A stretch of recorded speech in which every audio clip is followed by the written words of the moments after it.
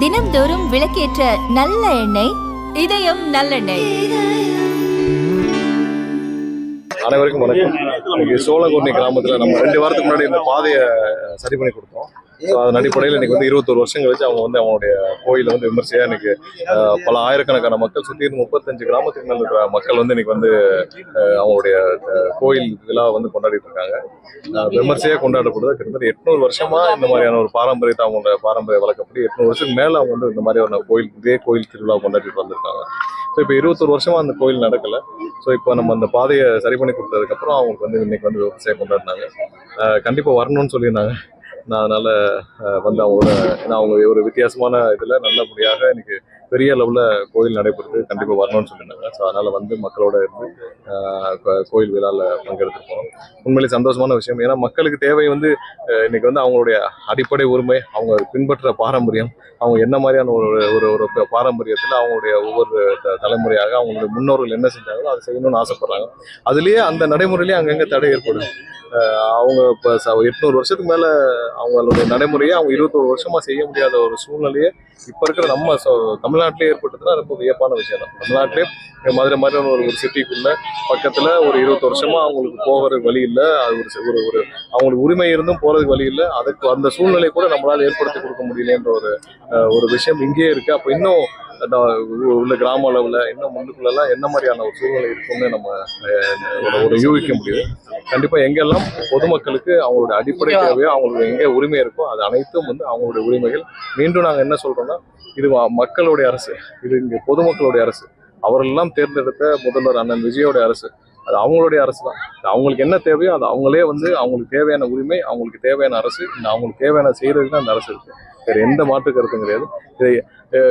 இந்த மாதிரி விஷயங்களை கூட ஒரு நிறுவனம் அவங்க பின்னாடி போறக்கூடிய அரசியல் தலைவர்கள் இது முன்னாடி இருந்திருக்காங்க. அவங்க பின்னாடி போற எம்எல்ஏ, அவங்களுக்கு பின்னாடி போற அமைச்சர், அவங்களுக்கு தேவையான செஞ்சு கொடுக்கறதுக்கு தான் இருந்திருக்காங்க.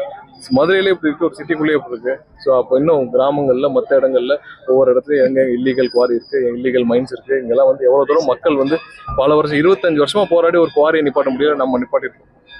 ஸோ அந்த மாதிரி நிறைய இடத்துல நம்ம மீட்டு கொடுத்துருக்கோம். ஸோ இதெல்லாம் தடை செய்ய வேண்டும். மக்களுடைய வாழ்க்கை முறை, மக்களுடைய வாழ்க்கை தான் முக்கியம். அவங்களுக்கு கெடுதல் செஞ்சோ இல்லை அவங்களுக்கு ஒரு எதிராக ஒரு விஷயத்தை செஞ்சோ நம்ம இங்கே வேற எந்த விஷயத்தையும் நம்ம ஏற்படுத்த முயற்சி செய்யப்படுது. கண்டிப்பா இந்த விழாவில் பங்கேற்றதுல மிகுந்த சந்தோஷமா இருக்கு. அவங்களுடைய சந்தோஷத்தை பார்க்கும்பொழுதும் ரொம்ப சந்தோஷமா இருக்கு. இது முதல்வர் அண்ணன் விஜய் அவர்கள் வாக்களித்ததற்கு அவங்களுடைய அரசுன்றதை அவங்க உணர்றதுக்கான தருணமா இருக்கு. நேற்றைய தினம் பட்ஜெட் குறித்து அமைச்சர்கள் ஆலோசனை கூட நடந்தது. பட்ஜெட்ல புதிய வரவு எது இருக்கா, மக்களுக்கு ஏதாவது ரொட்டீனா இருக்கிற ஒரு அமைச்சரவை கூட்டம் தான். அந்த பட்ஜெட்டுக்கு முன்னாடி ரொட்டீனா இருக்கிற அமைச்சரவை கூட்டம் தான். ஸோ அதில் உள்ளே எடுக்கப்பட்ட முடிவுகள் இன்னும் பின்னாடி பட்ஜெட் முடிவான பிறகு வரவு செலவு கணக்குகள் பற்றின விவரங்கள் தான் தாக்கல். முடிவுகள் எல்லாமே பட்ஜெட் தாக்கல் செய்யும்போது வரல. அமைச்சரவையில் என்ன மனுஷன் முதலமைச்சர் அறிவுறுத்தினாரு? பள்ளிக்கூடங்கள்ல பள்ளிக்கல்வித்துறை அமைச்சர் தவிர்த்து யாரும் போகக்கூடாது, ரீல்ஸ் போகக்கூடாது. முதல்வர் நாங்கெல்லாம் ஒவ்வொருத்தரையும் வேட்புமனு தாக்கல் செய்யறதுக்கு முன்னாடிலே எங்களுக்கெல்லாம் சொல்ற விஷயம், எந்த தவறும் செய்யக்கூடாது, மக்களுக்கான சேவை மட்டுமே செய்ய வேண்டும். மக்கள் தான் இங்க எஜமானது. மக்களுக்கு என்ன தேவையோ அதை செய்யுங்க. எந்த லஞ்ச லாவணம் இருக்கக்கூடாது, எந்த தவறும் செய்து வரக்கூடாது, மக்களுக்கு எதிரான எதையும் செய்யக்கூடாது. இது நாங்க வேட்புமனு தாக்கல் செய்யறதுக்கு முன்னாடியே முதல்ல சொல்லியிருக்கோம். ஒவ்வொரு கூட்டத்திலும் சொல்லியிருக்காரு. ஒவ்வொரு விஷயத்திலும் முதல்வருடைய ப்ரையாரிட்டி, முதல்வருடைய கன்சர்ன், முதல்வர் சொல்ல வர்ற விஷயம் தவறு செய்யக்கூடாது, எந்த லஞ்ச லாவணம் இருக்கக்கூடாது, கிளீன் கவர்மெண்ட்டுங்கிறது தான் முதலுடைய முதலாவது குறிக்கோளா இருக்கு. அதை நோக்கி எல்லாம் பயணிக்கிறோம். இதுல எப்பவும் அந்த முதல்வர் சொன்ன அந்த அமைச்சரவை கூட்டத்தில் பிரதானமாக முதல்வர் என்ன நினைக்கிறாரோ அதான் சொல்றாரு. மகளிர் உரிமை தொகை எதுவும் முடிவெடுக்கப்பட்டிருக்கா சார்? அதெல்லாம் பட்ஜெட்ல பின்னாடி முடிவெடுத்த பிறகு தெரியும். அதிமுகல இருந்து எம்எல்ஏக்கள் அரசியல் வேண்டாம், தொடர்ந்து கோயில் வச்சு அரசியல் வேண்டாம், கோயில் வச்சு அரசியல் வேண்டாம். இல்ல அவங்களுக்கு கீழே கிளியரன்ஸ் கிடைக்கலான்னு சொல்லிட்டு ஒரு 15 நிமிஷத்துக்கு மேல வட்டம் முடிச்சிருக்காங்க. அதுக்கு மேல டீட்டெயில் தெரியல, என்னன்னு கேட்க முடியல. பட் அவங்க ஏதோ கிளியரன்ஸ் கிடைக்கல, வேற ஒரு ஃபிளைட் லேண்டிங் இருந்துச்சு, கிளியரன்ஸ் கிடைக்கலான்னு சொல்லிட்டு 15 நிமிஷம் அவங்க வட்டம் முடிச்சிருக்காங்க. வேற எந்த டீட்டெயில்ஸ் தெரியல, தெரிஞ்ச கூட சொல்றேன்.